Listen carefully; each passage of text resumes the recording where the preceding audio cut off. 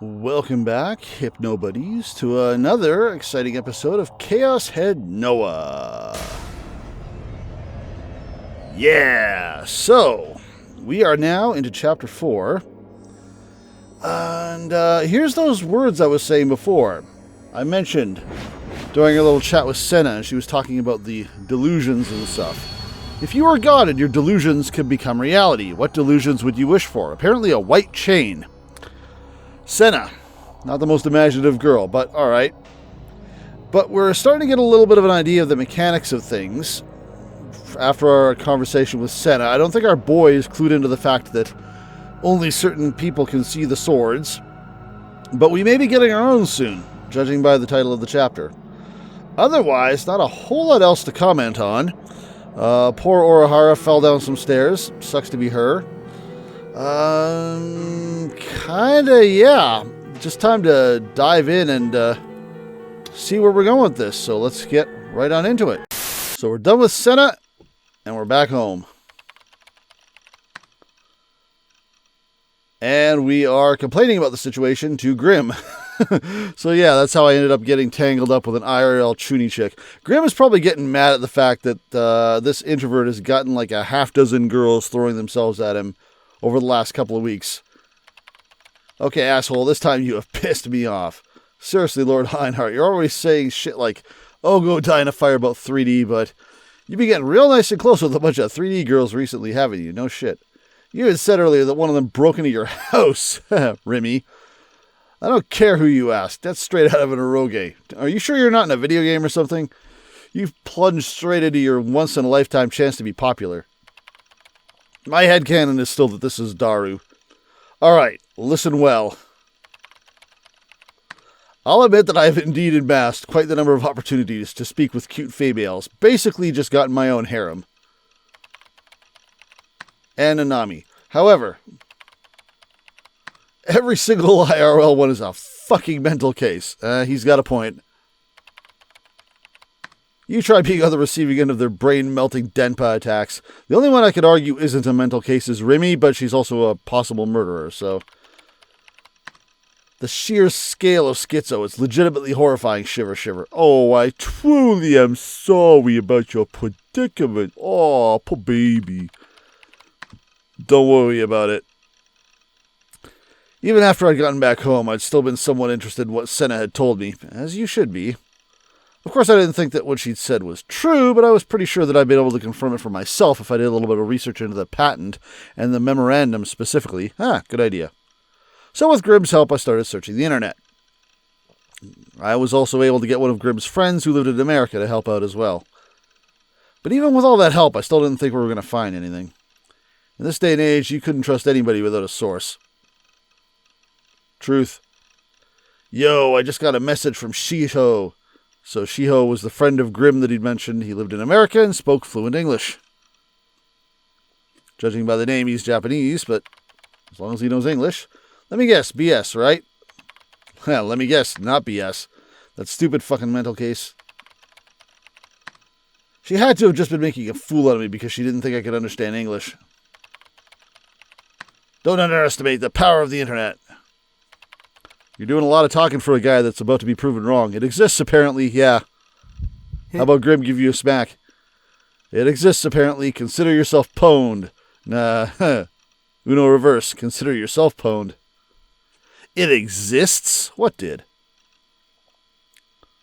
The guy went out of his way to TL it for us. Alright, let me up it.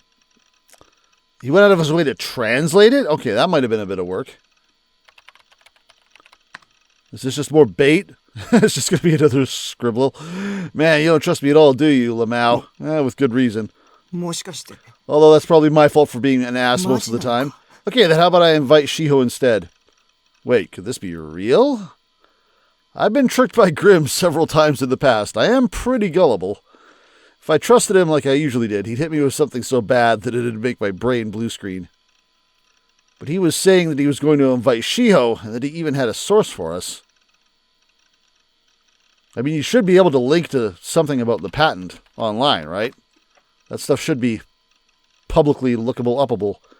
If this is just you baiting me again, I'm going to kick you out of the guild. Okay, trust me, just this once.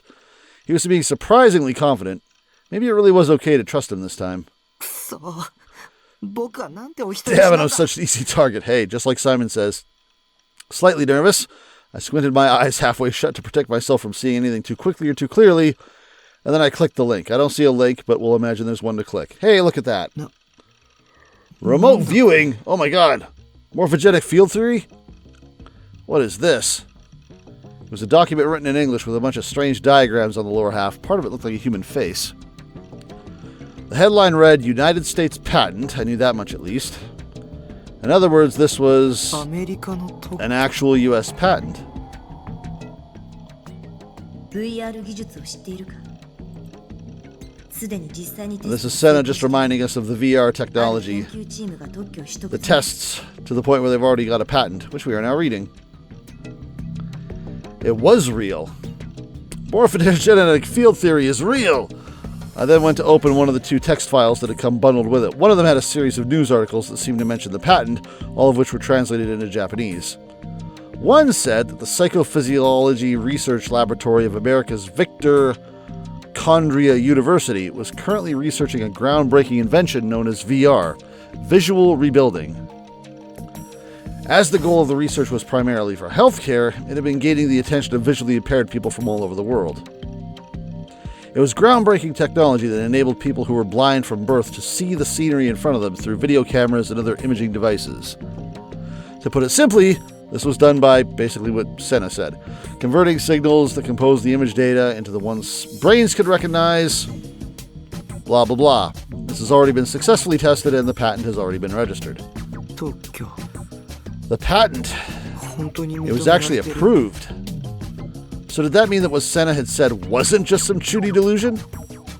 I gulped, then went to open the other text file. I began reading, Presidential Documents, Memorandum of March 27th, 1997. What year is this game taking place in? I don't think we've ever specified that. Strengthened protections for human subjects of classified research, of which we may be one? We have been gathered, after all. The agencies shall jointly propose to prohibit waiver of informed consent for classified research, part of it said. Beginning 1 year after the date of this memorandum, no agency shall conduct or support classified human research without having proposed and promulgated the common rules, said another. That's what we heard before. The document was then signed at the bottom by William J. Clinton and closed with the White House, Washington, March 27, 1997. A memorandum from the President of the United States. The content sounded like the premise to a movie or something, so I never would have thought it was actually real. I went to check the original document via the URL. Even I could read English for the most part. Despite how I might have looked, I was a lot smarter than those DNQs that went to school every day. I mean, that was the one thing our boy has going for him. He's a brainiac. That's why he doesn't go to school half the time. He doesn't need to. The actual contents written in the document were the same as the translated text. Which means... Senna's words echoed in the back of my mind. If it's possible to convert specific information into nerve impulses, wouldn't it be possible to control all 5 of the senses, and even the free will of people itself? It was starting to get somewhat difficult to understand at this point, but with what Senna had told me, combined with the sources we found online that backed her up, it all sent chills down my spine. I had a feeling that something terrible was lurking within. But what confused me the most was what Senna's true intentions were in telling me all this. Did it have anything to do with me? The part about being able to control people's free will definitely wasn't something I could dismiss as someone else's problem. Because there was the possibility that I was a sleepwalker, yep. On the day of the 3rd New Gen incident, the crucifixion, I had been told that I'd been posting in a chat room as Shogun. Apparently I'd posted from that cafe, too, but I had no memory of any of it. And not only that, but I had absolutely no memory of Remy, too. We had been classmates for over a year, and we had been close enough to hang out on multiple occasions, yet I had no memory of any of it. Again, that's very selective. I'm hoping for a better explanation of that. Maybe I had done all of those things while I was being manipulated by some other being. Besides, I was terrible at talking to 3D girls to begin with, so there was no way I would be close to a cute girl like Remy normally. No, I was thinking too hard about this. At the very least, I knew that the chat thing was just one of Yua's delusions. You don't know that. Shogun was a separate entity from me. He was trying to entrap me, and it didn't go beyond that. This was true regardless of whether or not he had actually been the old man in the wheelchair that had appeared in front of 107. Maybe Senna, too, was one of Shogun's underlings. Maybe she was just trying to deceive me. We need to go back to the hospital. Don't just blindly accept everything without questioning it. Don't trust a suspicious girl that you don't actually know. Senna and you are both of the same breed. That's how it should go, right, Saratan? We can trust you. I can trust my wife, you figure on my desk. Speaking of Yua, the only sound present in the room was the distinct clacking of a keyboard. Kusunoki Yua's thin, supple fingers moved as if they were dancing, her gaze fixed on the monitor all the while. Her touch typing was effortless, and she made next to no typos. My touch typing is not great. I envy people that are good at it. She was writing an email. A very long one at that. Yua had already been writing for almost half an hour, endlessly deliberating over the contents of the email and making frequent revisions as she continued to type. Suddenly her fingers stopped moving. With a small pained sigh, she abruptly pressed and held down the backspace key. The cursor that was lit up on the monitor began scrolling leftward at high speed, just to erase it all. All of the long sentences she had written so far disappeared nearly instantly as the cursor traveled across the screen. Why did you do that? When all the contents had been erased, Yua took hold of the Gero Froggy stuffed animal lying on her bed, then hugged it tightly to her chest. This was a habit that Yua had developed recently. If she did not hug something in this way, she would be faced with unbearable anxiety. Ah, sigh. Why did you type it and then erase it? Burying her chin in the stuffed animal, Yua sighed once again and shook her head softly. Please, give me the courage to do this. Murmuring softly to no one in particular, Yua's expression stiffened. With the stuffed animal resting on her lap, she returned her hands to the keyboard. You don't have to type it out again. You can just Control-Z. It'll be back. Within the monitor, each letter she typed in a fluid manner was quickly displayed in sequence. Compared to the one she had erased just moments before, this email was far more short and simple. It only served to provide the bare necessities of what she needed to convey. When she finished typing, Yua hesitated for a moment, and then she resolutely clicked on the send button. What are you sending, and who are you sending it to? I'm tempted to zoom in on that and see if I can make sense of it. I sent it! Well, that's done. Before she could stop it from going through, the email had already been sent in the blink of an eye. Yua squeezed the Gero Froggy sitting on her lap tightly and continued to stare at the monitor in front of her for over an hour. Although she had not been expecting one, there was no sign of a reply at all. Who is that to? Is that to our boy? There I was in my beloved room 37. As I sank down into the recliner, I started chewing on my nails in an attempt to distract myself from my irritation. There was a reason why I'd come to cafe 2 days in a row, yesterday and today. That would be what 2 in a row means, yep. 2 nights ago, after Grim, Shiho, and I had found out that what Senna had said was true, I'd received an email from Yua. Aha! In it, she'd insolently said that she wanted to talk to me one more time. Fuck off, I wanted to tell her. What the hell did she mean she wanted to talk? After deceiving me like that, I had nothing to say to her. I don't think she really deceived you at all. Even if I did, she'd probably just come up with some new fancy way to trap me when I went to see her, as if I could risk that. You say that as if she's not going to just come up behind you, knowing full well where you are at any given time. Half the characters in this game are experts on your schedule, just because you're so damn predictable. It was true that I wasn't used to talking to girls. That was why I'd been so happy back when Yua was hitting on me. And yes, the harlot had been toying with me behind my back. And on top of that, she'd come up with all those insane delusions. Even I had delusions, sure, but I never bothered anyone else with them. But that girl assaulted me with her schizo BS that treated me like I was the new gen culprit. I could never forgive what she'd done to me, never. So I had ignored her email, but there had still been one thing that concerned me. In her email, she said she was going to come to my base, and I knew for a fact that she knew my address. Well, she's been there. That was why I decided to take refuge in At Cafe, despite it not being a school day. If I had the option, I would have brought my D-sword as a protective charm, but unlike Senna, I didn't have the courage to walk down Center Guy with it. Yeah, I would have brought my D-sword, but I would be too embarrassed to have it with me, so I didn't. At any rate, spending almost half a day in an internet cafe was fairly tiring. The recliners were comfortable, and it was equipped with showers. Really? Wow. But I still couldn't fully relax like I could at my base. And then the biggest problem of all, Saratan wasn't here. Oh gosh darn it. Set a wallpaper on your phone and then just prop it up. After 2 days spent holed up at the cafe, I realized just how much the mere presence of Saratan helped me. Again, totally sane, guys. I wanted to hurry up and get back to my base as soon as possible. But going back late at night would mean the date would change. Okay. And by that time, the last train would already be gone. I figured that Yua most likely wouldn't be waiting for me anymore by then. Ah. That is your strategy. I had to stick around for another 4 hours before the clock would strike midnight. Yua has some pretty good tracking skills. She should be doing better than that. I was sure time would go by a lot faster if I played ESO. I moved my gaze over to the PC monitor. My second character, Lisa Lotte, was standing there aimlessly, not moving.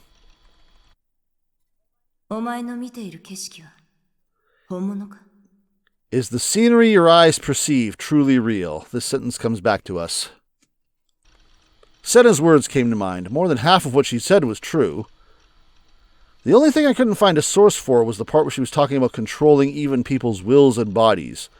Maybe that part was just a delusion of hers. Man, every time they talk about that, I think of times I've used hypnosis to, freeze people or move their bodies to make them into a little teapot so that they can't move, or stick them to a wall or a chair so they can't stand up.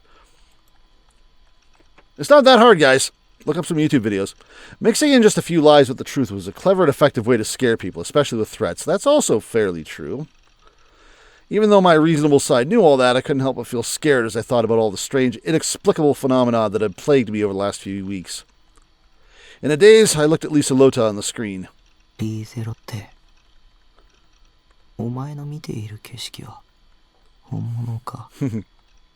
Lisa Lotte, is the scenery your eyes perceive truly real? You're using Senna's Chuni to fuel your own?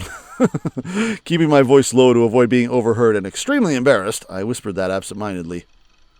I thought about something like this several times in the past. The world that I was looking at right now, Baselard. Someone's got to do something about that name. That is a really dumb name, and it keeps bothering me every time I say it. Baselard was the world that Lisa Lotte lived in. It might have been real for her, but from my perspective, it was fake. Which meant that the world that I lived in was seen as fake from the point of view of the person controlling me. However, just as Lisa Lotte couldn't perceive me as a higher being, I also couldn't perceive the person controlling me as a higher being. I wonder if Lisa Lotte was thinking the same things I was thinking. At the very least, she couldn't move on her own. I had to interfere in order for her to move. In fact, she hasn't moved from this spot since the beginning of the game. So what about me? Maybe I, too, couldn't get up from this recliner without the interference of the person controlling me. Which is why Yua knows where you are. To test this, I tried to stand up. I did it with ease. After that, I tried sitting down. It took no effort. But this sequence of events, was it really of my own volition? Now, this guy's going to start thinking in circles here. Or was it the result of someone's interference? I had no way of knowing. Hi, Yua. I heard the sound of the partition door to the private room being opened behind me, and at the same time I felt someone come in. Startled, I turned around. Here comes that jump scare. Yep.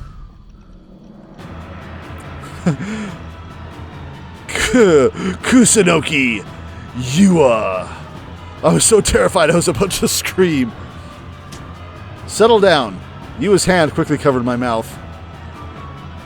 This music is going in pretty hard for something that we were pretty sure was going to happen here. Her hand was hot, and the scent of Yua's sweat infiltrated my nose. Be quiet. Are we in trouble? Don't make a sound. Promise not to make a sound. Ah, yes, the repeat everything 5 times strategy. I like it. Will you promise me? You better not say otherwise. And for God's sakes, mute the music track. Promise me. You'll do it, won't you? Do it. Please.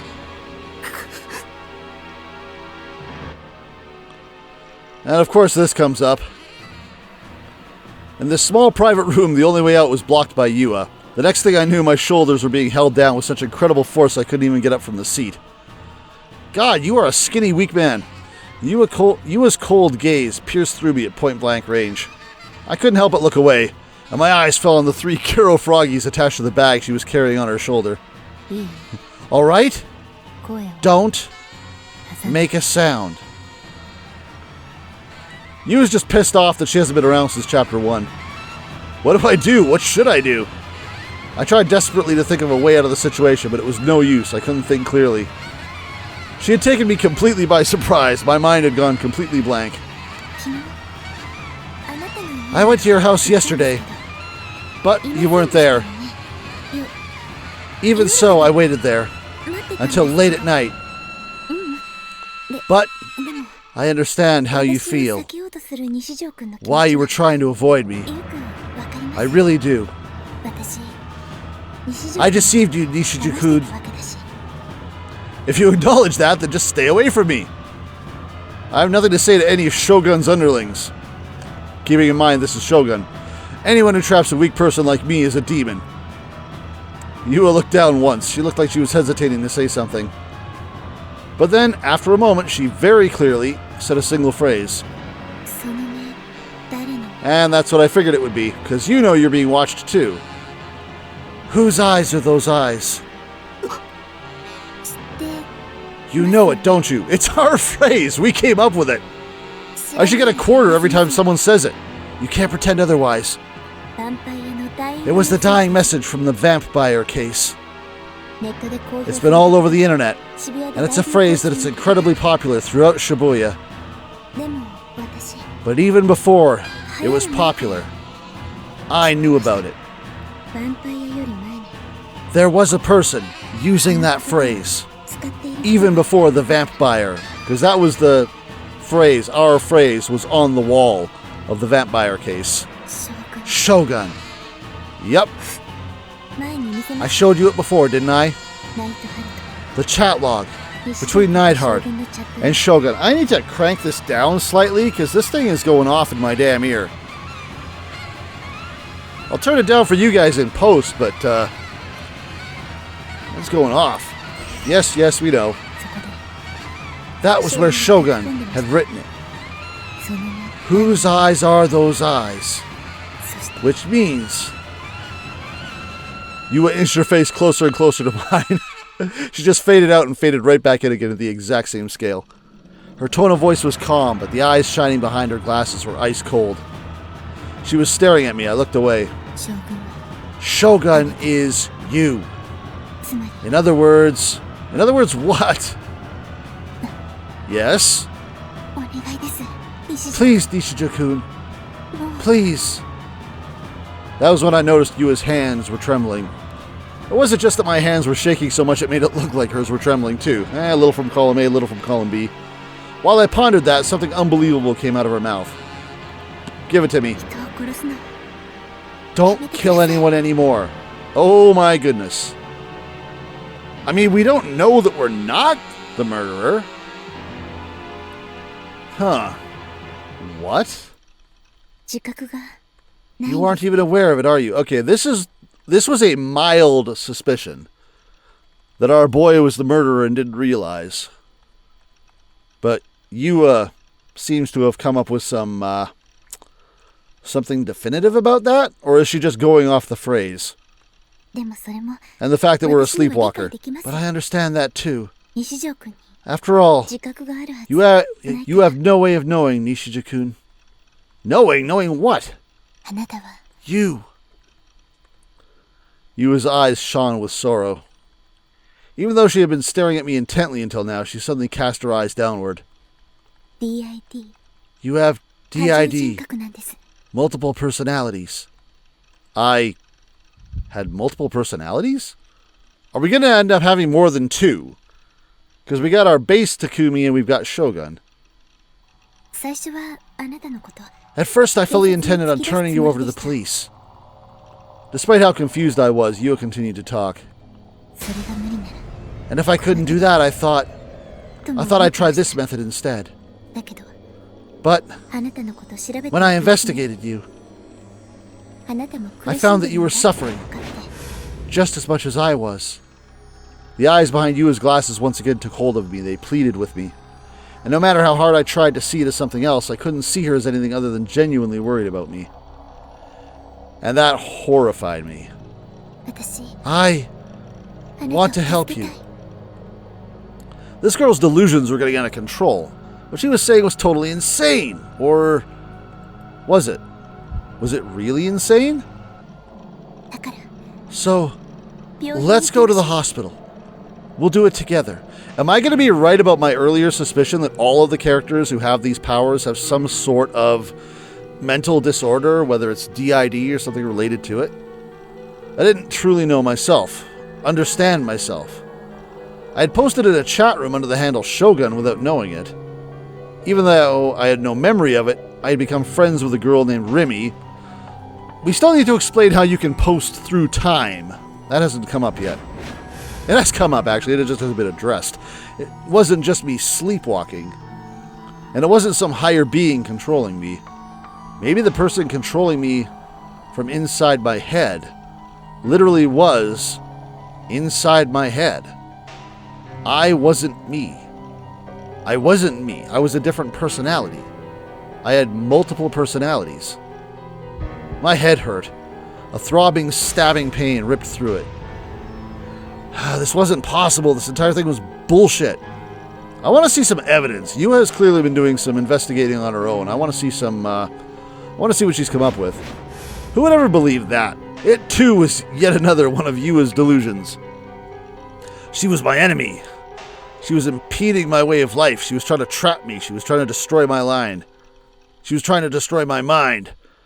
Gaslighting bitch. Even the hospital itself was under Shogun's reign. Yes, Shogun is all-powerful. The only person I trusted, Dr. Takashina, had disappeared in such a sudden, inexplicable manner. He might be back, actually. Shogun must have made him disappear. And if I did what Yua said, he'd make me disappear too. I don't believe her. It's not true. It's not true. It's not true. It's not true. It's not true. It's not true. It's not true. It's not true. It's not true. I'm pretty sure it's true. I got a level with you. I was stuck in my own head. I shoved Yua off me with every ounce of strength I could muster. Slamming into the wooden siding door behind her, Yua slumped down to the floor with a grimace. Finally freed from Yua's grasp, I grabbed my bag, stepped over Yua's body, and made for the exit. Oh no, I forgot to log out of ESO. Still crumpled on the floor, Yua grabbed my ankle with a sound effect that sounded like she slapped my ankle, but okay. Ignore that. Her hair was disheveled, and her glasses were falling off her face, but she made no effort to fix them. Seeing her clinging so desperate to me terrified me so much. A pathetic scream escaped from my mouth. She was my enemy, one of Shogun's underlings. I won't be deceived. I won't be deceived by you ever again. Someone's going to check up on us. I shouted as loud as I could. Yua quickly let go of me. In that window, I bolted out of the room. I tore a 5,000 yen bill from my wallet and slammed it on the counter in front of the dumbfounded receptionist. And then without getting my change, I burst onto the elevator, leading outside. Keep the change, honey. I nearly tumbled out of the elevator as I burst outside. The sun was already setting. I examined my surroundings. There were people everywhere. They're all Shogun's minions. Run, it doesn't matter where, just run. My base wasn't safe. She was following me. I had no idea where to even go, but I started running anyway. Yeah, exactly. Where are you going to? Thinking that Yua might get off another elevator at any moment now. That she might threaten me again in that ice-cold voice of hers. I didn't want to stay there for even a second longer. We are the murderer. I mean, it's definitely a possibility. I looked behind me over and over again, but I kept on running regardless of what I saw. The pedestrians were all in the way.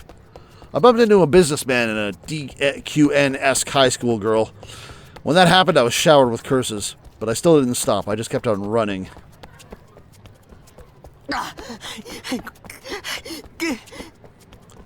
It hurt to breathe. I picked some random-ass road without thinking, and I still had no idea where I was running. I stopped to catch my breath. I checked the scenery around where I was standing. It was in front of Maruichi, which meant I could take shelter at Miyashita Park. I would take a quick break there, and then I would run somewhere farther away. If I went to Yoyogi Park, there would be plenty of places to hide, so I could spend the night there. I couldn't help but wonder what was behind me. I didn't see any signs of Yua. However, I wouldn't be surprised if she appeared in front of me any second now, complete with the most terrifying demonic expression I ever encountered. We know some of the sword users know flash step. My instincts screamed at me. Run. You need to run. That's the Shogun talking. Hey, it's the homeless Judgment is Coming guy again. Exhausted, I weakly sat down on the pavement of the Miyashita Park overpass. I'd run way too much. My throat was dying. I wanted to drink a nice ice-cold cola. But I didn't see any vending machines nearby. Maybe it was okay now that I'd come this far. No, I couldn't be careless. I still had to be fully aware of my surroundings. There should only be a few people in Miyashita Park at night, or at least that was what I'd expected. But much to my surprise, that wasn't the case. There was a businessman walking briskly through the park, likely using it as a shortcut, an older man sitting on a bench, messing with his cell phone. Is there going to be someone we recognize?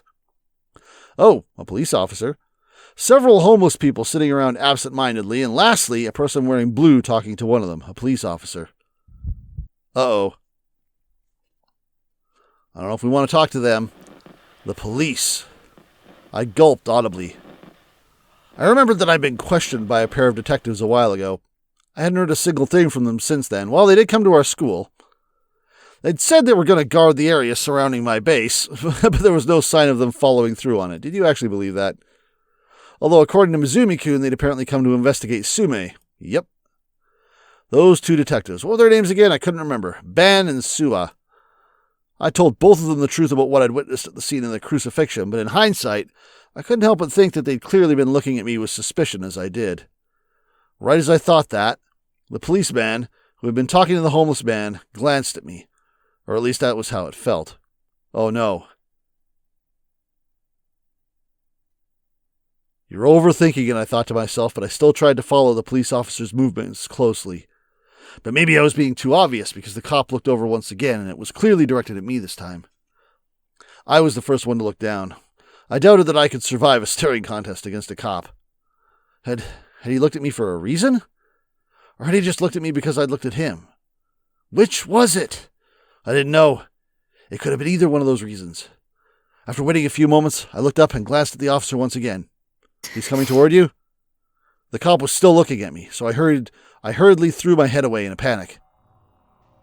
This was bad. I was acting way too suspicious. I turned my head away in a panic, not threw it away. This was bad. I was acting way too suspicious. With you already hunting me down, I couldn't afford to have the police coming after me too. I had to get out of this somehow. I wiped the cold sweat from my forehead. Still sitting down, I took a textbook out of my bag. I pretended to start reading it, then casually looked over to see what the policeman was doing. The police officer brought a black object, likely a police radio, to his mouth. Was he reporting something?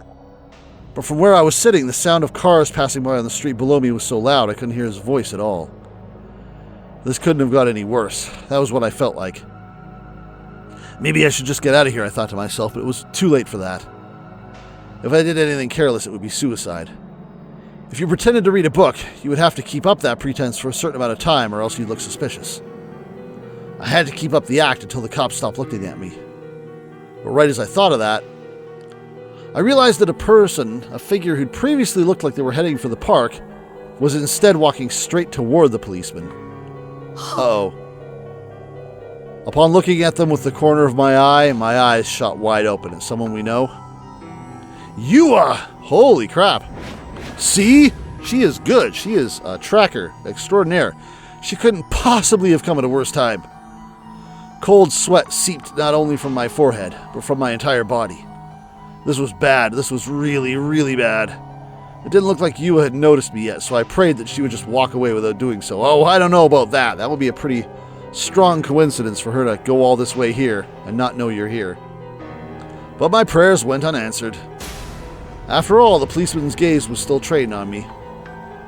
It was only natural that Yua, who had ran up to the cop and said something to him, would follow his gaze and lock onto me. Well then, I clicked my tongue, tucked my textbook back into my bag, then partially got up.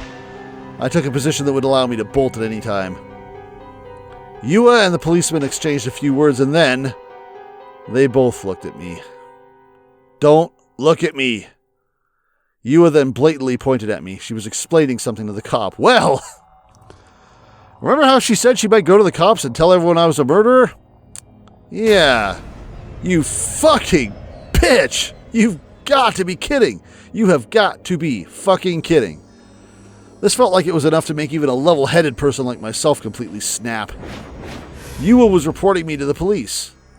And not only that, but she was telling him that this nonsensical, delusional bullshit that she pulled out of her goddamn ass. The idea that I was the New Gen killer. That may be enough to satisfy you, but just put yourself in my shoes. How would you feel if you got falsely accused? My cries obviously had no way of reaching her. The policeman who had listened to Yua's story began to approach me, his shoulders squared. I stood up. Shit. I was trapped. She was going to ruin my life. What do I do? What should I do? Should I just tell the policeman the truth? Is this the time our swords are going to manifest and we're just going to slice someone?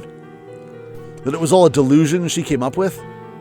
I didn't do anything. I was a model citizen. There was no way. That would never work. In this day and age, when given the choice between an otaku freak like me and a wholesome high school girl like Yua, it was fairly obvious who the cops were more likely to believe. Also, it's possible this cop has seen the footage of you running away from the third incident. You're pretty recognizable. There was no way they'd ever take anything I had to say seriously. That was why I had to run away right this instant. Are you going to do it? Yep. The second I thought that, I turned on my heel and broke into a sprint. Run, Forrest, run. I crossed the overpass leading toward the stairs to Meijidori. When I got there, I looked behind me and saw a policeman sprinting after me. Well, you're screwed. And not only that, but strangely enough, the man sitting on the bench and even one of the homeless people were right behind him. Wait, what the hell? You've got to be kidding me. Had Yua had the police on her side the entire time? Had Miyashita Park been full of undercover detectives the entire time? I had no idea what to do anymore. I had been caught completely off guard. It was so incredibly unreasonable that I felt like I was going to cry. I hadn't done anything. I hadn't done anything at all. The police were being jerked around by her. This was insane. Wiping away my tears, I rushed down the stairs. I ran down Meijidori, heading straight toward the station without looking at anyone or anything. I passed under a pedestrian overpass and ran up the stairs leading to it. There were people everywhere. All of them were blocking my path. It felt as if each and every one of them were deliberately getting in my way, like they all had some form of malicious intent. Everyone looked like they could be cops. I was this close to completely panicking. I looked behind me and saw someone sprinting after me. I caught a glimpse of a person cutting through the crowd just like I was. It was one of the people I'd seen in the park. I didn't know who it was. It didn't matter. They were following me regardless. I was horrified. If I got caught, my life would be over. I would be falsely accused of a crime I didn't commit, sentenced to death, locked up in a high-security prison for decades. And then after I finished enduring that living hell, I would finally be told, "All right then, your number's up. Time for you to die." I didn't want that. I wouldn't be able to handle that. I didn't want to live like that. Even if I somehow managed to prove it was a false accusation. Once I was branded as a criminal, it would never go away. Yeah, Japan's legal system is kind of like that. Everyone around me would look at me suspiciously for the rest of my life. I didn't want that. I hadn't even done anything. I turned onto a small street that was completely deserted and kept running as hard as I could. But I had been running ever since I left that cafe, and I still hadn't been able to catch my breath. My lungs were begging for oxygen. My legs were shaking from fatigue. I hated myself for not exercising more. Do your cardio, guys. But it was too late for that regardless. Finally, I couldn't run anymore, so I doubled over and gripped my knees with my hands. Time to hide somewhere, and hopefully stop making that noise. The place where I'd stopped looked familiar. The distinctive red brick walls, paired with that gigantic backlit sign that read Gigantus. I'd been here before with Mizumi-kun. We'd come to see a Phantasm concert, or to be more specific, to see their lead singer, Fess. But now the place was quiet and empty, with the only other light being from the vending machine dimly illuminating my surroundings. Frustrated that my breathing still hadn't gone back to normal, I looked back toward the road I had sprinted down. The street was dimly lit and narrow. As the Toyoko Line train slowly passed by directly above me, despite the striking glow of the light leaking from the windows of the train, even it didn't reach the streets below. I stared at the road in front of me. I wondered if I had managed to lose them. Them being Yua and the police. It was too dark for me to tell for sure. Well, I was going to say no, but on the other hand, that's probably Fess. Also, could you not do that every time someone talks to you? Suddenly, I heard a woman's voice in my ear. and I let out a pathetic scream before toppling to the ground. My third in the last, hour. Yep. It was Fess, dressed in a flashy outfit that she would wear to a concert. As she quietly looked down at me from the darkness, the eruptive energy that she'd given off while she was on stage was now completely absent, making her appear almost transient, like she might disappear at any moment. Because of the darkness, I couldn't see her expression. As my mind wandered in surprise, FES gently held her hand out to me. I keep alternating between Fess and FES. It's capitalized! Stand up, quickly. Her tone of voice was dispassionate, but I could tell that she wasn't going to let me argue with her. You're not in a position to argue. Still holding out her hand, Fess slowly craned her neck, then narrowed her eyes as if she'd seen through the darkness. We need to run. I can't! I've run enough. I can't do anything. Did she know that I've been running from you and the police? I was freaked out for a second, but I knew that right now salvation was almost within my grasp. That was why, as if I was clinging to my only hope left, I took her hand.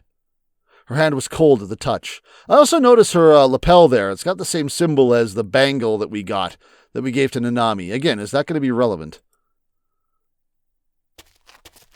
Right as I stood up, Fess started running.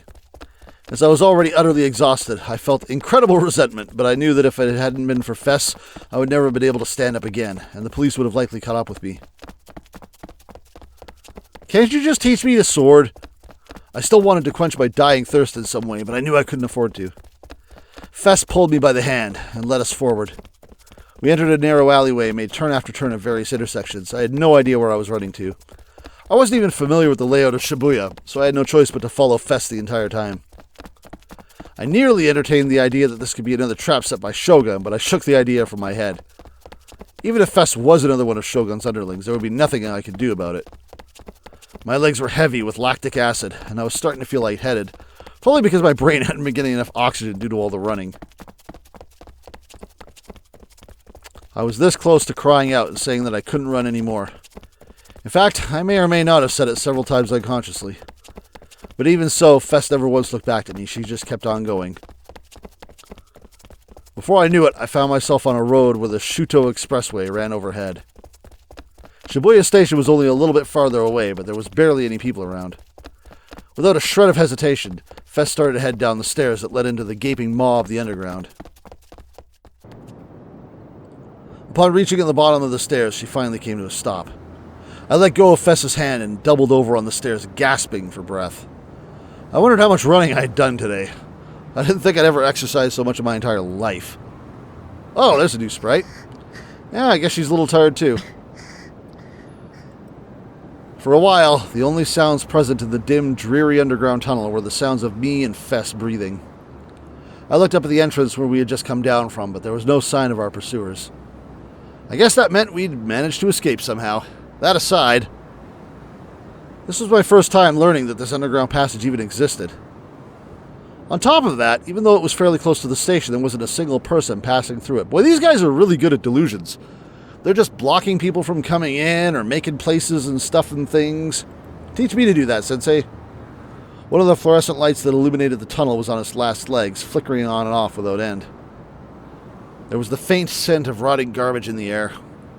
It was a place that symbolized the underground side of Shibuya.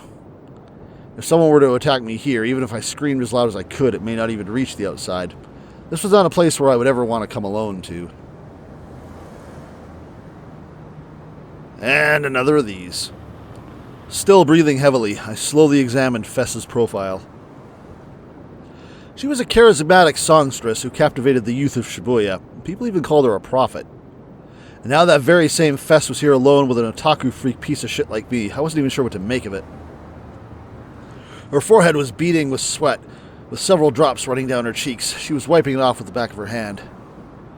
Her breasts exposed through her camisole. Stop focusing on that. Rose and fell with every breath she took. A glimpse providing healthy eroticism in an atmosphere flooding with ennui. Moe didn't do it justice. The best and only possible word befitting of her was erotic. You know, just not being chased by the police not 5 minutes ago. Focus on the situation at hand, sir.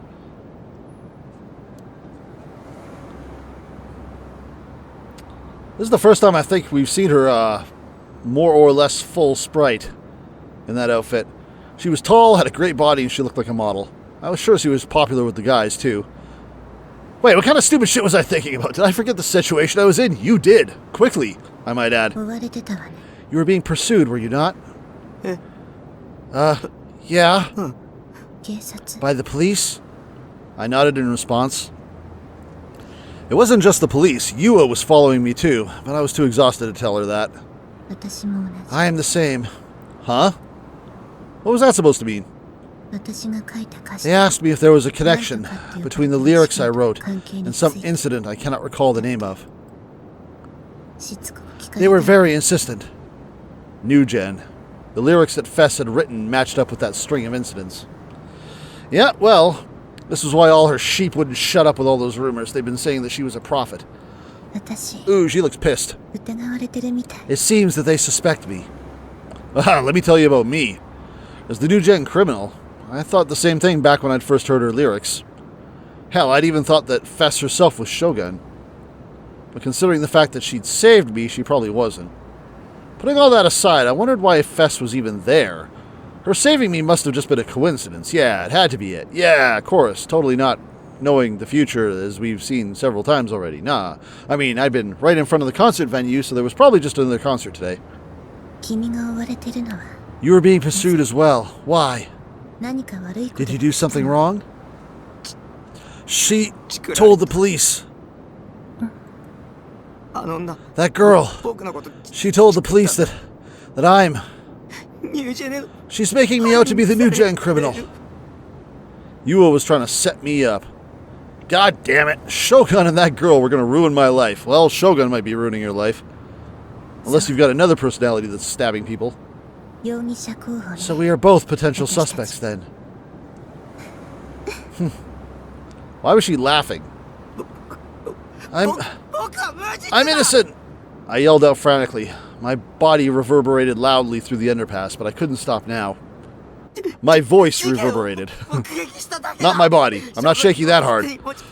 I was just a witness. I just took some evidence back home with me without thinking, that's all. I didn't kill anyone. Then, Fess whispered, returning to her original dispassionate voice. It must be the guidance of a higher power. Save it for stage. Another fucking mental case. Dude, you are surrounded. Another goddamn Chinbyu. Again, this game came out before Steins Gate. They must have just loved this idea and crammed it all into Rintaro. Whether or not what you saw was real or an illusion is inconsequential. That horrible scene. Was there any possibility that it had all just been an illusion? But it all felt so real. Again, we saw so much blood, but the official police report said there was no blood. The pain and anger that you are harboring now. It is all necessary. What was she saying? I was utterly dejected. I had been slightly suspicious back at the concert, and it turned out to be right. Fess really was a total shitso freak. They say there's a fine line between genius and insanity, but this is pushing it. That is why you must find it, quickly. I need a better sword. I found a sword, it sucks. Find your sword. I was taken aback. That was what Fess had told me back when we'd been at school. If you do, you'll be granted salvation. She'd said that before. Aside from the police, what scared me the most was Shogun and his underlings. I had no idea why, but they were all trying to trap me, and they all clearly had malicious intent. In order to save myself from them, in order to protect myself, I needed... A D-sword? Yes. Fess's lips twisted into the shape of a smile. You have been studying, it seems. If that's what you mean, that I already got one. It's terrible. I have a D-sword. It's at my house. I know. How do you know? How do you know? She knew? How does she know? I saw it. You saw it? You were walking directly in the middle of Shibuya. Everybody saw it. Okay, fair enough. Fair point. I gotcha. You were gripping a large toy, and you looked fairly embarrassed. Was she talking about the day I bought the D-sword? Clearly. Fess had seen me. fuck my life. Wait a minute. What did she just said? A toy? Yes, a toy, shithead. The smile had already disappeared from Fess's face. She glanced at my face and let out a small sigh. Her sense of ennui, her aloofness was so pure it made me feel uneasy. The sword you bought is crap. Is a fake. No kidding. You don't say. I'm amazed to hear this. I wasn't even that surprised. I'd expected it, honestly. Good. The sword I bought was way too cheap compared to the one Senna had. It didn't even glow. Besides, the idea that a sword that would supposedly bring me salvation was being sold for 10,000 yen alongside sex toys was the least anime thing possible. Depending on which one you're watching. So yeah, I wasn't surprised. Instead, I felt a furious surge of anger well up inside me. I want my money back. Also, you can keep the bangle. Anger at the gloomy shopkeeper who tricked me. Anger at myself for being so pathetic that I'd be tricked that easily. Anger at Fess for saying nothing meaningful in the slightest instead of just giving me a straight answer. Fine. Where's the D-sword shop? Where can I buy one? Normally, I would have never done something like this, but I was desperate. I'd been chased by Yua and the police only a few moments ago, and I was absolutely terrified. Not only that, but in the past month or so, I'd experienced countless bad thoughts. It was all too much for me. I couldn't take it anymore. I had to get my hands on a sword so I could get back to my peaceful way of life. That's not how swords work. Tell me. How do I get my hands on a D-sword? Fess's expression stiffened, and then she turned to me. Watch. She'll just summon it. She suddenly thrust the palm of her right hand out in front of me. Stopping me from coming any closer, Fess curled her right hand into a fist. Yep.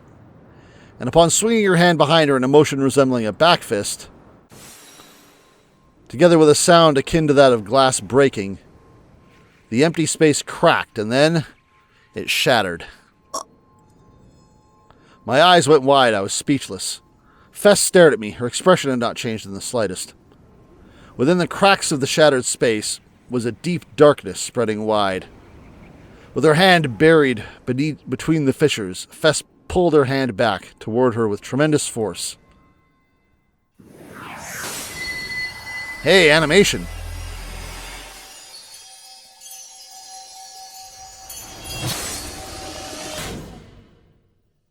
Done. Like that, now you try it. And now within that hand was a giant mic stand. A D-sword. The fissures in the empty space were repaired in an instant. The cracks disappeared as if nothing had ever happened. So you just get it from hammer space. There you go. It all happened in the span of a few seconds. That's pretty cool. Had that been a magic trick? Or was what I was seeing just a delusion? It was far too removed from reality. I couldn't believe what had just happened right in front of me. This was a fantasy anime that I'm in. This sword is that which bends fate to its will. That sword. It was the same one she'd been wielding at the concert. The same one I'd mistaken for a microphone stand. I would love to know how. Its shape almost looked like a battleship ripped straight from a sci-fi anime. This sword is that which converges all sorrows. Are you just waxing poetic, or is this sword special in some way? There was no straight lines to be found on it, true. And yet it appeared incredibly sharp, incredibly beautiful, incredibly sinister. This sword is that which interferes with the transcendental place. Okay, definitely waxing poetic. And if you so much as touched it, your fingers would be severed from the bone. Wait, what do you mean transcendental place? I was mesmerized. Her D-sword utterly captivated me, which was why I'd asked her that without thinking. It is akin to another space. Hammer space. Oh boy, info dump time. This was definitely an anime at this point. Another possibility within the same dimension. Or perhaps a delusion. We love the word delusion. This game is going to ruin the word delusion the way Danganronpa ruined the word despair for me. Stating it that way does not provide much in the way of meaning. The sole thing we can know for certain, however, is that this sword exists within that region. So in other words, she was saying that her D-sword was a product of her delusions? Did that mean that the supernatural phenomena I'd seen before had also been delusions? Had they been not real? That's impossible. Oh? If it was a delusion, then why was I seeing Fess's sword right now? Exactly. Do not be led astray by words. Try turning around. I was baffled by Fess's request, but I complied anyway. Behind me was a flight of stairs, and on those stairs was Fess, wearing her school uniform. The frick? Oh, she can teleport step 2, like Senna. Fess was standing right beside me. Fess was also standing on the stairs in front of me. Two of the same person in the same place. Okay, maybe not. Or she's really fast and this is her after image. Completely and utterly flustered, I relentlessly snapped back and forth between the two Fesses over and over again, comparing them. They were exactly the same, right down to their facial features, height, hairstyles. The only difference were their clothes and whether or not they were carrying a giant-ass sword. They weren't twins or anything like that, and they didn't just look alike. They were one and the same. Yeah, there we go. This, too, is your delusion. The two Fesses said that at the exact same time. My head started to hurt. What kind of insane phenomenon was this shit? What the hell was happening? Yeah, Senna did something like this too, but not quite. Or not on this level. Oh, hey man. We got time in the episode for you? Sure, why not? Always got time for Anime Columbo.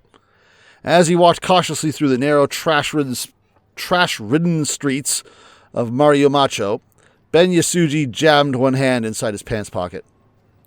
Inside, he found a few dozen small coins. Sir, what are you expecting to find at the crucifixion crime scene? It's already been more than 2 weeks since it happened. Don't you think it's been investigated well enough? With all due respect, new evidence isn't just going to pop out of thin air. Like a sword. His partner, Detective Suwa, had been walking behind him, grousing in an irritated voice for quite some time. That was understandable, of course, as the job originally assigned to them had been to tail an important witness for the new-gen cases, Nishiju Takemi, who apparently gave you the slip. However, the two of them had abandoned their tailing mission and had instead come to the scene of the third new-gen incident, colloquially known as the crucifixion. Ban had decided to abandon their original task of tailing Nishiju Takemi, forcing the burden onto some other detective in the same jurisdiction. The rookie detective Suwa was not pleased by this. Come on, there's no way this will pan out. Let's just go back to tailing already. The rookie detective had consistently been pushed around by his senior without any explanation, and he could not stand it. Hey, Columbo be like that. For that reason, he had been insistently trying to persuade Bond for a long time now, but to this, Bond only said, "Oh, quit ya yapping and follow me." He remained aloof and refused to heed his junior's perfectly sound arguments. Finally, they at last came across a narrow road, blocked off by yellow barricade tape. As Suwa let out the latest in his myriad of sighs, his cell phone began vibrating near his chest. He quickly took out his phone, which had been set to vibrate, assumed the look of a capable detective, and pressed the accept button. Suwa here. Hi. Hi. Yes. As he listened to Suwa's voice coming from behind him, Ban came to a stop in front of the barricade tape. Behind that tape was the crime scene. A deep darkness had settled over the area, just as it had when the crime had been committed. But now there were no traces of the incident, save for the barricade tape. You lost him? A girl? Looks like they got us. Alright, then go ahead and head back to his house in Shinzen. He has to come back at some point. Yes, make sure to keep your eyes peeled. No, don't worry. Assistant Inspector Bond will take all the flak for you. Bond smiled wryly upon hearing that. Suwa could be surprisingly shrewd. Of course, Bond had no intention of placing the blame onto his subordinates, nor onto the detective he had placed in charge. We'll join up with you as soon as we're done here. Really sorry about all this. Good luck. Right as Suwa hung up the phone and returned his begrudgingly gaze to Bond, Bond ducked under the tape. Suwa had no choice but to reluctantly accompany him. 見失ったって They lost him, eh? 尾行に気づ He かれ figured out he was being tailed. 直前にネットカフェで人 Seems like there had been some commotion in an internet cafe a bit before that. 女っての And the girl? 岸本綾瀬っす Kishimoto Ayase. Ah, okay, so I was wondering which girl they'd be referring to, but this is Fess's real name. So they noticed that he ran off with her. お騒がせ番 Ah, the little lady from the band that's been causing us a whole host of trouble. What's the connection between them? 同じ学校の Well, they both go to the same school, same year even. 他は今のとこ Other than that, nothing in particular. They're not even classmates. Ban brought a hand to his chin, savoring the rough texture of his stubble for a moment. After which, he took out several coins from his pocket and started counting them in the dark one by one. Suwa stared at his eccentric senior with a puzzled look on his face. 何してる What are you up to? Of course, I can't find a 5-yen coin when I actually need one. そう Suwa, you have a 5-yen coin on you? はあ Perplexed, Suwa took a 5-yen coin out of his wallet and handed it out to Ben. However, instead of taking it straight away, Ban tore the bottom button off the shirt he was wearing. He then untied the thread fastened to the button. Oh, is he going to do a pendulum thing? 先輩 Sir, have you finally lost it? 生意気な口聞くようになった You got a real mouth on you, you know that? Ban chuckled and lightly whacked Suwa on the head. He then took the thread and weaved it through the hole in the center of the coin.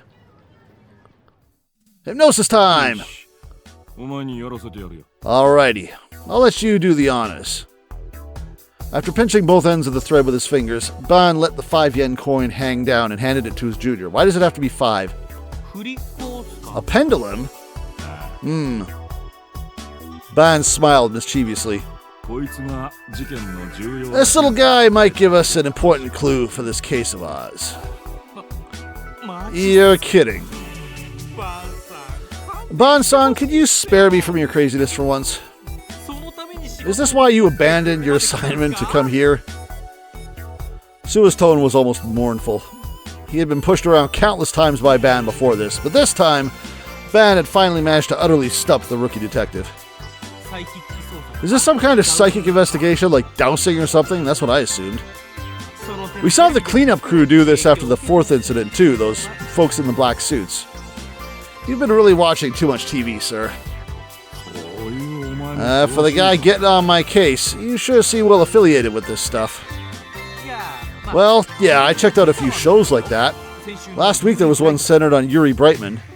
有利 Yuri Bright... ユーリ・ブライトマンっすよ今話題 Yuri になってる Brightman. He's the psychic detective from America. 俺が見たのはそんな What I saw wasn't anything all that flashy. どこかのお偉い But 大 the 学 program did have some esteemed college professor on it. でもテレビっすよ But it was still on TV, yeah? ちいち文句の多いやつだ You really like to pick apart every little thing, don't you? やってみりゃわかる You'll get it once you actually give it a shot. Come on, let it hang down. When the senior issued that request, Suwa did not have any room to refuse. His lips pursed in a sullen manner, but he reluctantly accepted the 5-yen coin. He pinched the ends of the string and began to twirl it around in a circle, creating centrifugal motion. It was too dark for either of them to see it clearly, so Ban flicked on a 100-yen cigarette lighter and used it as their light source. 先輩ってタバコ吸いますか You smoke, sir? 10年以上前 I quit smoking over 10 years ago. Why do you ask? ライター He doesn't smoke cigars, my god, he's not actually Columbo. Well, you've got a lighter on you, so I just figured. こういうこともあろうか I was just prepared, that's all. はは Right then, so, what am I missing here? もっといろいろ Try moving it around a bit more, and then try to stop it. Ban monitored the movement of the fine yen coin intently. Ban's eyes were so intensely serious, Suwa could no longer complain about this being a pointless excursion. Just as I thought. すわわかる You get it now, Suwa? I ain't seen shit, sir. Get what? 応援玉の動きだ。 The movement of the coin. That's a fun animation. 少しだけ楕円。 Doesn't it feel like that's been forming in ellipses? Using the thread as support, the dangling 5 yen coin was slowly revolving around in a circular motion. It is an ellipse, more of an ellipse than a circle. 力の入れ方 It's not just because of how I'm swinging it or something. お前、楕円に回るように意識して Are you やって trying to make it ellipse?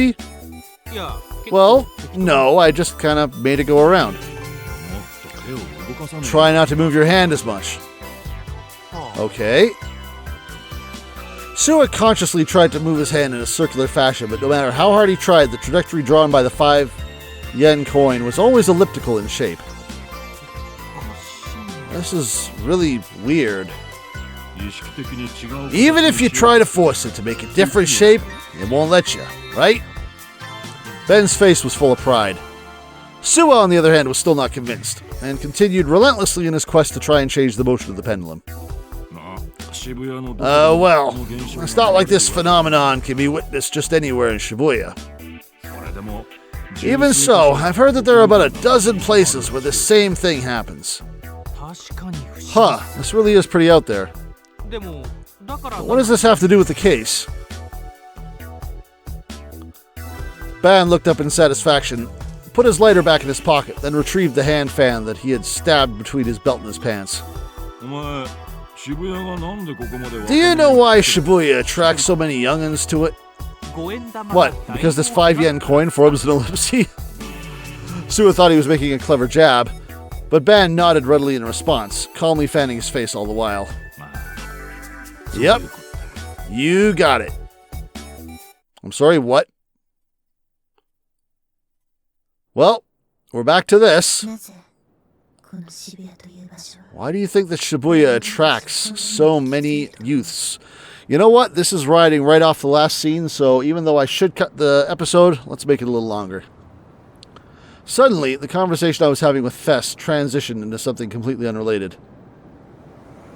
日本 Japan, no.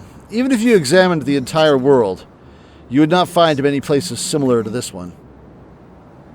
Did this have something to do with D-swords? If not, then I didn't care. I had to somehow find a way to get Fess to tell me how to get my hands on a real D-sword. Just reach into another dimension and grab it. It's simple. Neither Shinjuku nor Ikebukuro. Neither Shinjuku nor Ikebukuro. 渋谷 Shibuya. この町の名前に The name of this city has taken on a life of its own. Both in front of me and behind me, the same words were being spoken from the two Fesses at the exact same time. Perfect synchronization. It gave me a somewhat strange feeling. Had Fess split in half? Were both of them the real Fess? Or were both of them imposters?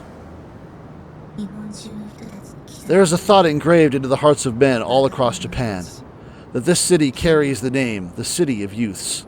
なぜかしら Why is that? Why? Well, that has absolutely nothing to do with me, so I don't care. ファッションの街 Because the city is ripe with fashion? お店がたくさん Because it is populated heavily with stores? 流行の Because many trends originate here? よくテレビに Because it appears often on TV? 交通の Because the public transportation is favorable? 違う No. It is none of those. The two Fesses paused for a moment. Being watched from both in front of and from behind me started to make me feel uncomfortable. Yeah, how's this for a new kind of gaze to have to put up with, eh, buddy? 大いな It is because of the greater will. 工事 Back to this. The will of a higher being.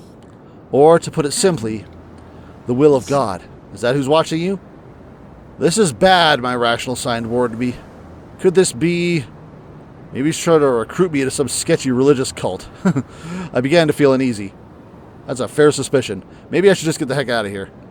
But upon hearing the next thing Fess said to me, I realized I no longer had that option. 理想論はな D-swords, too, are guided by this will. Just give me one! Come on! Back to you 引 guys. 力ってあるだろ Okay, All right, I'm going to keep letting this ride because we're in the middle of something and I don't want to interrupt it. This is a weird place to cut off, so we're just going to keep it booking. To begin, you got this thing called gravity. I'm sure you've heard of it. Ban returned to the main street from the alleyway and then began walking towards Shibuya Station. Suwa, who now assumed they were going to Shinzen, chased after a senior detective with an obvious frown on his face. You mean the law of universal gravitation? Hey, it's a real good head you got on your shoulders there. Not surprising, considering the nice college you came out of. Suwa grew discouraged in response to Ban's slightly mocking tone. Well, I unfortunately didn't study the occult at my university. Oh, this doesn't have anything to do with the occult. There are these areas scattered across the world where gravity is unbalanced. Several of them. Unbalanced? Okay. That's what's causing the pendulum to form the elliptical shape. They call it the GE rate in English. Ah! We've heard this before. The shadowy organization is looking for high areas of GE rate. So, okay. GE rate. Yep. Let's see. What did it stand for? Gravitation. Gravititillation. Era? If we're talking gravity here, then could it be gravitation? Gravitation error rate. Oh, yeah, that's it. You got it. Gravitation error rate. Translating that literally would give you number of universal gravitational anomalies, I would think. Well, I'm sure you'll be able to find it if you sifted through a physics dictionary. Is that where you got it from? The GE rate, an imbalance that contradicts the laws of universal gravitation. Discovered by Isaac Newton, the law of universal gravitation is a fundamental force of nature that acts between all forms of energy and matter, i.e. anything that contains mass. It's commonly believed that the greater number of strata layered upon the Earth's surface plays a large part in this law. A typical example of something that disturbs local areas would be lava beds. This phenomenon can be found at the foot of Mount Fuji, Aokigahara, also known as the Sea of Trees, Aokigahara, where there have been several recorded instances of compasses becoming unusable. Studies have also shown that fossil beds, particularly rich in iron and calcium, are another type of stratum in which magnetism is repelled. Added on to the previous factors, magnetite, oh, I love that Pokemon, is also believed to have a particularly strong influence on gravity. If magnetite, a naturally occurring magnet with an octahedral crystal structure, were to be found beneath the Earth in a quantity large enough to warrant being recognized as a dike, it would be as if the ground itself were a magnet. This would then result in an extremely high chance of the area producing minute gravitational deviations. The GE rate is the measurement of the gravitational values in a region in which such values have been distorted by the previously mentioned geological strata. So, magnets. When Bond's explanation concluded, the two men who had been walking the entire time were just exiting onto Dogonzaka. The scenery surrounding them instantly turned bright and dazzling. Now I've heard that the average GE rate in Shibuya is one of the highest recorded in the world. I've even heard that there's been cases in which a ball placed at the foot of a hill goes right up it all by itself. Are you serious? Suwa, who'd been listening in utter silence up until now, showed his surprise with a slightly exaggerated tone. Sounds like a world ripped straight out of a sci-fi flick. You enjoy that type of stuff. I'm not a big fan of the convoluted ones, like this one that I'm in right now. The large-scale epics are what I'm really into. That's all Greek to me. Your explanation sounds pretty darn plausible, but it's still fairly hard to believe. Also, what does it have to do with the case? I'd never even heard of a GE rate before today. Don't act like your ignorance applies to everyone. A gumshoe needs an objective view of the facts. That's true, but what Suwa said was equally true. The research into the GE rate was minimal, That certainly was not something that would be taught to an everyday college student. Ben himself had not even been aware of it until a few weeks ago. そもそもまだ For starters, you still haven't answered the most important question. So, the gravity of Shibuya is imbalanced, I get that, but what does that have to do with young people being attracted to here? Well, that's a surprisingly big casual relationship between gravity and humans, you know. Did you know that the biorhythms of all living things are affected by the moon's gravitational pull? We've heard about biorhythms before earlier, too. It ain't just the tides. ウミガメの産卵には I've heard about how the moon has an effect on sea turtles spawning. Wasn't one of the murders supposed to occur during a full moon? Yeah, something like that. Something like they only lay eggs on the night of a full moon or something. But it's not just sea turtles. Corals and other species that only spawns on full moon nights. ああの Oh yeah, that's the thing where it looks like it's snowing in the ocean, right? It's been scientifically proven that gravity is much stronger on full moon nights. So naturally, this ends up affecting humans as well. 人の出産にも Were all the murders on full moon nights? I feel like they were maybe too close together. What, like with childbirth? Not just childbirth. Biorhythms, like I said before. They're closely related to normal physiological phenomenon, of course, but they also have an effect on traffic accidents, illnesses, appetite, libido, stuff like that. You know how they say blood rushes to your head when you get excited? That's from the moon's gravitational pull, and not from you getting excited. It's definitely just the moon. そりゃ極論 That's a bit of a stretch. まるで個々の感情なんて関係 That's like saying that the feelings of individual people don't matter, and that it's all the moon's fault. Well, I wouldn't go that far. It has to do with a thing called crowd psychology. The moment someone arrives in this town, they might feel exhilarated or maybe like doing something a little reckless. Then this likely applies to people's reactions to the string of the new gen incidents. All the folks in this town who see the news are more or less having the same reaction. Every last one of them's enjoying it. They all revel in the feeling that it'll never happen to them, that it's just somebody else's problem. そういう集団 So are you saying that the GE rate is also responsible for this type of crowd psychology? The possibility's there. If it's subconsciously ingrained onto the minds of youngsters that say, coming to Shibuya is a real hoot, then 若者がこの街 that's why so many young people are attracted to this city. Huh. Suwa really is a fast learner, Ben thought to himself, impressed. The junior detective was still young, but that part of him truly was worthy of praise. In addition, what set him apart from other young people was that he did not just follow his seniors blindly. Whenever he had a question, or whenever he thought something did not make sense, he would always voice it, despite the fact that he was a junior in name. GE レートに Now that we more or less have a handle on what the GE rate is, how are we going to use it to catch the culprit? もし GE レートに If these recent incidents were influenced by the GE rate, it would be pretty strange if something similar hadn't happened over the past few centuries. Which means our next step is to get an expert to look into it, a specialist. 先輩が調べ You're not going to do it yourself, sir? Me? Ah, I'm just a detective. Ben smirked from ear to ear. The only thing I plan on looking into is New Gen, which is why I skipped out on work today, so I could measure the GE rate at the crime scene.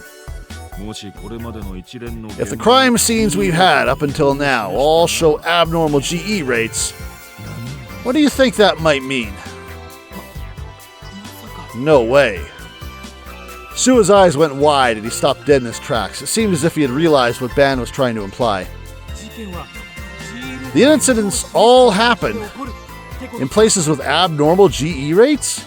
だとしたら次 If that's true, then that means we can somewhat predict where the next crime will take place. Well, we don't know that for sure yet. That's why we're going to have to investigate it. There was something lurking within this city. Something yet unknown, hidden deep beneath its flashy exterior. Perhaps it was akin to Pandora's box, something not meant to be touched by the hands of men. Thoughts such as these pervaded Ban's mind as he watched the pedestrians file down the streets of Shibuya. You're gonna flip back? Let me go from these two. As soon as I'm not with these two, we'll end the episode. D-Swords too were guided by that will. As soon as I heard those words, I knew I couldn't take it anymore.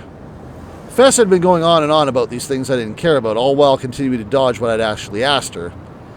I couldn't possibly care less about some greater will, or why Shibuya attracts young people, or whatever else. There was only one thing I wanted to know. How do I get my hands on a D-Sword? I just want a cool sword like everyone else has. Mustering up my courage, I asked Fess that question. Yeah, fess up. Where do I get it?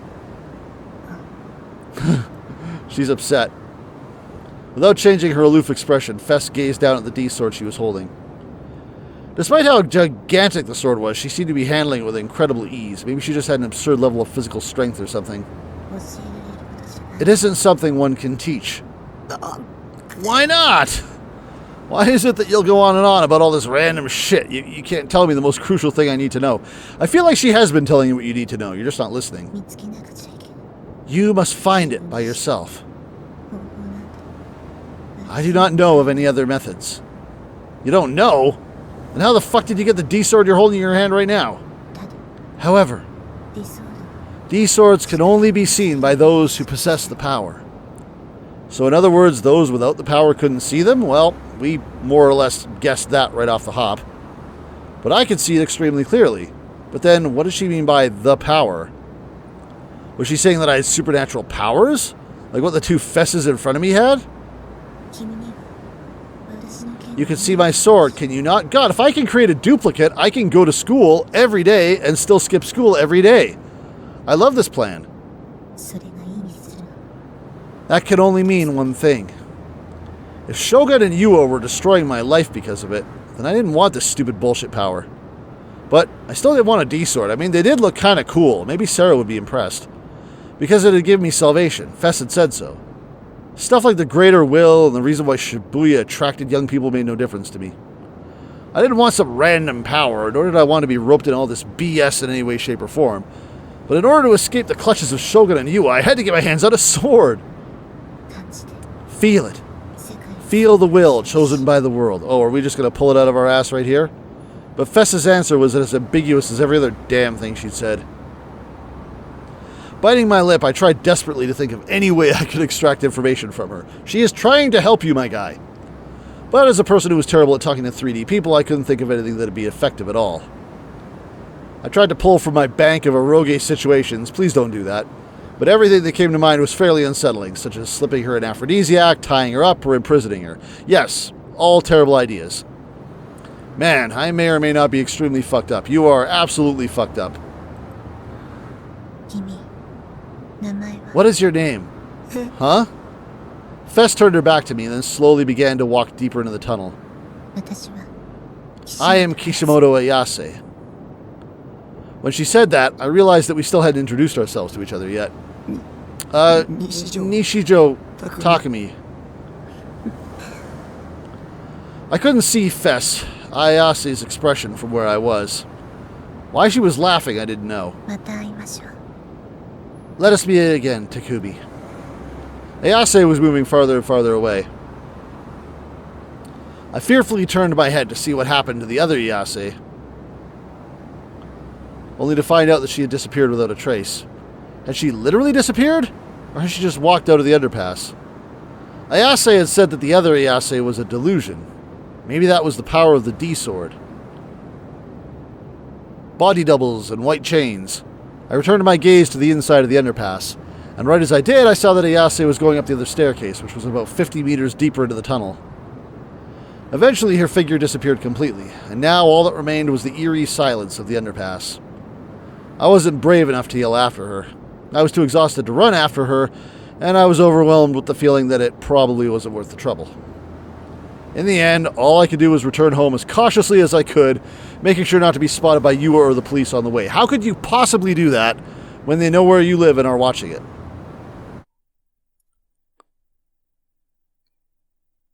You're going to creep up here. 10 people are going to be following you.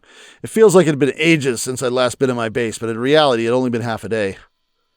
I'd left my computer on, leaving my Serotan screensaver to cast a pale light together with her smile across the dark room. I'd locked the door tightly from the inside and threw myself onto the sofa. And when I closed my eyes, I couldn't help but remember everything that had happened today. I couldn't believe even the police thought I was the culprit. They had it all wrong. There was absolutely no way I could have killed all those people. Not only did you probably kill them, I want to know how you did it. Investigate like you actually give a shit. This isn't a game. Otaku freaks like myself were ostracized by society, so they must have thought that they could just pin the crime on one of us and the public wouldn't even bat an eye. They couldn't actually catch the real culprit, so they wanted to save face by using me as a scapegoat. Damn it, what can I do to clear my name? The scene at Cafe flashed before my eyes, sending a chill down my spine. There existed someone that was even more terrifying than the police. Yeah, Yua's going to burst in again. Yua, my enemy. I had been so unbelievably relieved that I hadn't heard anything from her recently. I had been growing more and more confident that she'd never contact me again. I'm surprised it took her this long. But today I realized I'd been mistaken. In order to oppose all of them, I needed a D-sword. I glanced at the cheap sword that was leaning against my PC desk. Yeah, not that. It was a fake. Ayase had said that only people with the power can see them. The day I'd bought my sword, Nanami had seen me with it. And unlike Ayase and Senna's sword, it didn't glow. I'm surprised he hasn't just commented on the fact that this is why Senna was walking around with it blatantly. Again, we knew that, obviously, but now he knows too. Where would a real one be? In another dimension. Just reach in and grab it. I had to get my hands on one as soon as possible. If I didn't, I was doomed. Getting wrapped up in something this insane has sucked so much. You have DID. Multiple personalities. No, that's not true. That's impossible. It's not true. That's impossible. Search your feelings. You know it to be true.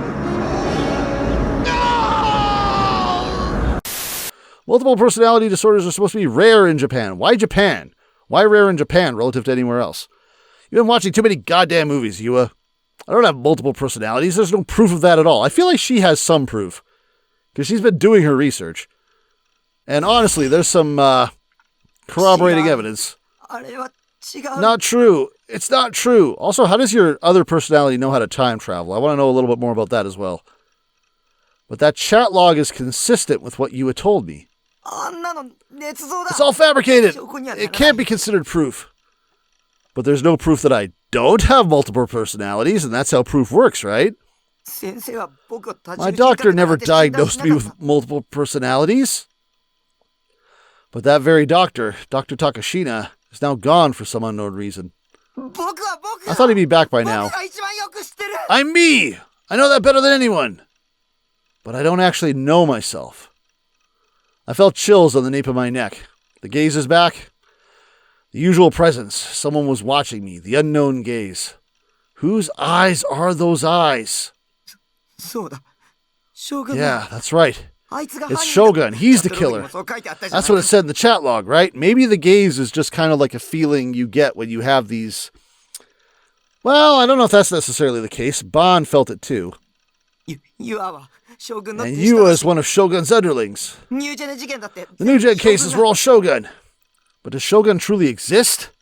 Are you sure he isn't just a delusion? I'm normal. I'm completely normal.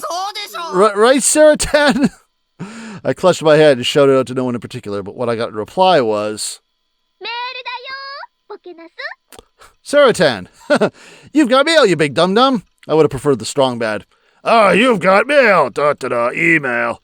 Sarah. I sluggishly made my way over to the computer and checked my email. Yua? Who else emails your ass? Never mind. The sender was Grim. Found something interesting was the subject line. Oh, God. Are we going to end off on a cliffhanger, guys? Here comes the end of the episode. It was probably just bait, and the contents of the email were meant to fuck with me. I didn't have the energy to deal with them personally right now, so I stuck to just reading the email. Neidhart-kun, you haven't joined the chat at all. Lol, lol, lol. You haven't been on ESO either, so I had no choice but to email you.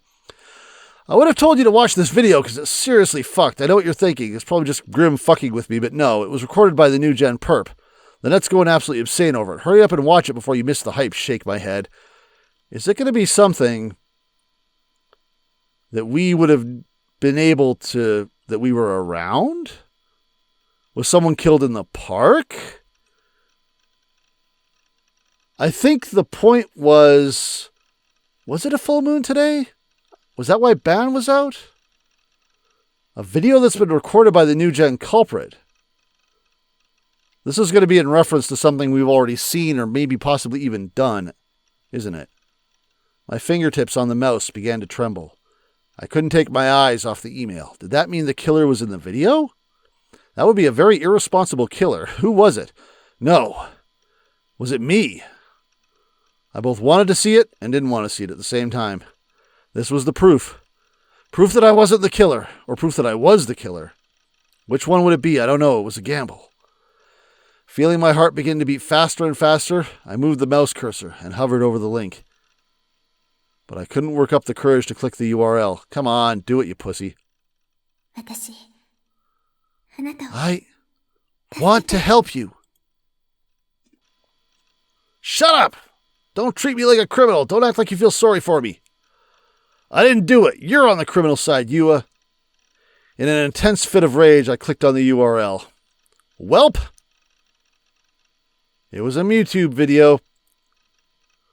The word loading appeared in the video window. It's not me, it's not me, it's not me, it's not me, it's not me, it's not me, it's not me, it's not me, it's not me. In reality, it only took about 10 seconds for the video to load. But those 10 seconds felt like an eternity to me. Man, I like this website. I gotta set up a channel on here. Eventually it finished loading, and the video started to play. The hell? Oh, this is the group dive. It was the video of a very dark place. The background was pitch black. Maybe it was indoors. I leaned my head in close to the monitor, trying my best to parse the information on the screen. It was dark and therefore hard to see, but there were several men and women there. They were making a ton of noise. Maybe it was because the bitrate was too low, or maybe because the people in the video were too distraught, but I couldn't make it a single thing they were saying. Every once in a while, whenever someone screamed violently, the sound would clip horribly. After watching for a bit longer, I was able to determine that there were 5 people in the video. If you included the cameraman, it would be 6. The cameraman didn't enter the frame at all. Because of how dark it was, the faces of the 5 people were just barely visible. As though to comfort one another, they were caressing each other's heads, patting each other's shoulders, and hugging. I could also hear the high-pitched sobbing of a girl likely overcome with emotion. It was definitely bizarre, but how did this video have any connection to New Gen? Well, that should be fairly obvious. They're on a helipad, and there's 5 of them. I have a feeling there's about to be a swan dive. Was the person filming this really the New Gen culprit? At the very least, I knew I had no memory of recording something like this. Also, you didn't have a phone. What's going to happen, everyone? And then after a short while, the camera, or rather the person holding the camera, began to slowly move forward. The 5 subjects, who were about 5 meters away from the cameraman, gradually grew larger and larger. The picture was fairly grainy. Maybe the original image data was re-encoded at an extremely low bitrate in order to reduce its size. A modern video camera should have a night vision function, so I wonder why the cameraman hadn't made use of it. Could it have been an older camera? Do we have an older camera? As soon as I thought that, the camera suddenly panned to the left, and then to the right, showing the surrounding scenery. What I had initially thought was just the pitch black darkness of a room was actually the night sky. In other words, the video had been recorded outdoors. And for the reason why there wasn't a single building or anything, despite there being buildings we can literally see out there, it was because the video had been taken on the roof of a skyscraper. The 5 people were on the edge of the roof of a very large building. Sound familiar? Right behind them was the ledge, and right below that ledge was the glittering nightscape of Shibuya that could only be seen at high altitudes. This is... Yep, finally I understood. I finally understood what this video was. I finally understood why it was said to have been recorded by the New Gen culprit. The group dive. A locked room mystery in which a group of 5 men and women jumped from the roof of Cornelius Tower. The sole fact that remained unclear about New Gen was whether or not this specific incident was a murder case or a group suicide. If this video was of the 5 people who jumped to their deaths, then that would mean that there had been a 6th person at the scene when the incident occurred. The 5 people shown in the video hadn't just been making noise for the sake of it. They were all slumped down on the ground, crying and shouting as they huddled together. They all refused to give up, despite the fact they were fated to die soon. One was shaking their head in denial as they cried. One was clutching their hair tightly as they fell to their knees. Their shoulders heaved with each sob. One was pleading with the cameraman as they sobbed, asking why they were doing this. One had already gone mad and was laughing as tears streamed down his face. It was a rabid, violent desire to stay alive, a fervent, intense plea to not die. Disconsolate indignation that screamed, "Why is this happening to us?" Innumerable raw emotions swirled around the group. Yet, in a bizarre juxtaposition, the cameraman's voice was never heard once. The cameraman was eerily calm. Stop it, stop it.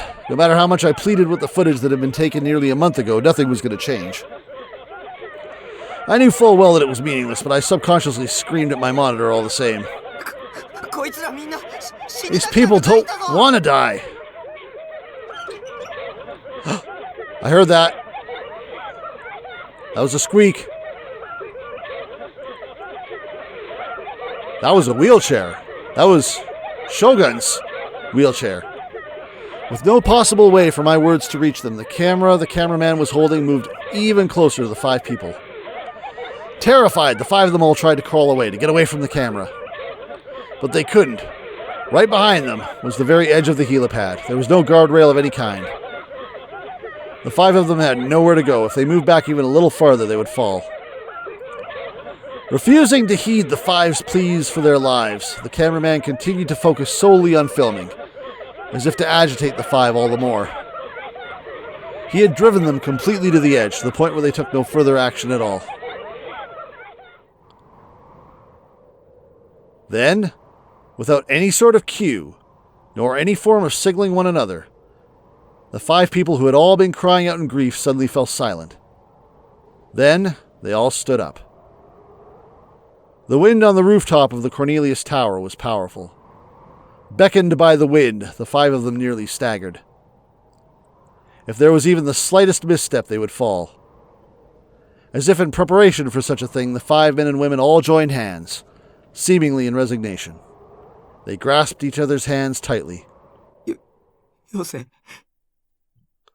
Stop it! Don't be crazy! Silence. It seemed to me that even the sound of the wind whipping violently through the air had stopped. All I could hear was the sound of cars driving along Shuto Expressway at the foot of the building. Even then, the cameraman did not make a single move. And then, a single person, among the 5, whispered. Whose eyes are those eyes? その目誰の目? Yep. Whose eyes are those eyes? I froze in front of the monitor, feeling as though my heart was being strangled by an ice-cold hand. They're your eyes. You're watching it. Why those fucking words again? God, I hate that essay. Why did I write it? Wasn't this supposed to be the first New Gen case? Whose eyes are those eyes had been the dying message from the Vamp Buyer case, and that one came 4th. This didn't make any goddamn sense.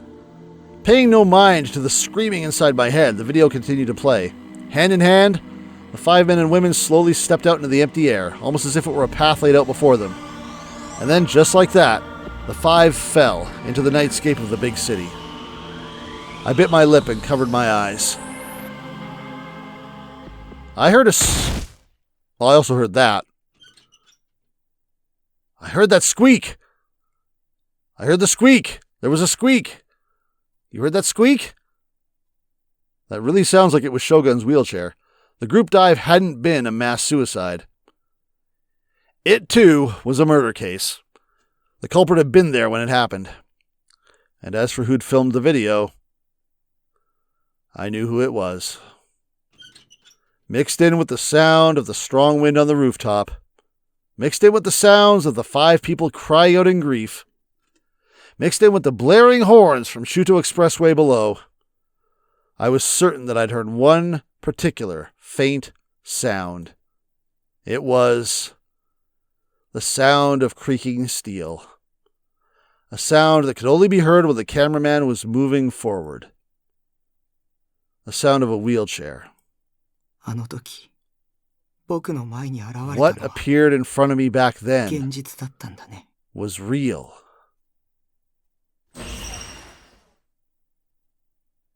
The cameraman's line of sight was far too low.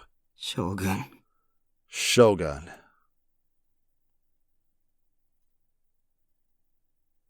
And you better damn well believe that's the end of the episode, because it's the end of the chapter.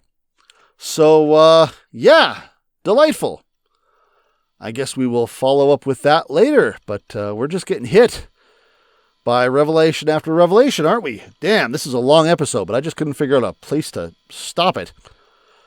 I can't believe we got through the D-Sword chapter without getting a D-Sword. I guess we heard about the D-Sword. We'll get one. We'll find it. We'll stick our hand in hammer space, pull one out, and be like, that's it? Pff, that was easy. Anyway, I will go ahead and end it. We are plowing through this, ain't we? I hope you're enjoying the video. Make sure you continue to follow the channel so that you see the new ones coming out, so that you catch the new episodes. And like I said, make sure you come by Twitter or Twitch sometime. Come say hi. Tell me how you're enjoying things. Take care, and I will see you guys next time. Bye-bye.